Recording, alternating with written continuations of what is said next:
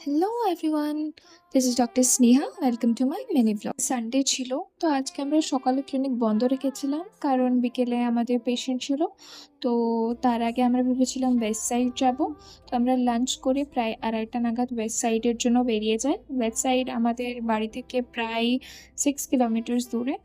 তো আমরা first day West side চলে গেছিলাম কারণ সেল চলছিল, আমাদের কিছু শপিং করার ছিল। প্রত্যেক সানডে তো আর কোথাও যাওয়া পসিবল নয়, আর আমাদের প্রফেশনে যেখানে আমরা লিটারালি ছুটি পাই না, তো প্রত্যেক সানডে আমরা কিছু আউটিং প্ল্যান করতে পারি না। বাট ঠিক আছে, এটাকে আমরা একটা আউটিং ভেবে চলে যাই ওয়েস্ট সাইড।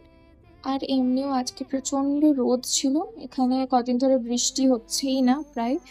আর খুব গরম, খুব হিউমিডিটি। তারপরে ওয়েস্ট সাইড গিয়ে আমি প্রায় 2 ঘন্টা তো আমার লেগেছিল সব কিছু কালেক্ট করতে।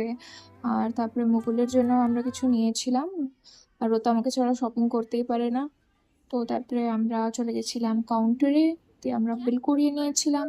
আমরা প্রায় 4টে নাগাদ বেরিয়ে। আজকের ব্লগ এখানে শেষ করছি। দুঃখ দুঃখ পরের ব্লগে আবার দেখা হবে।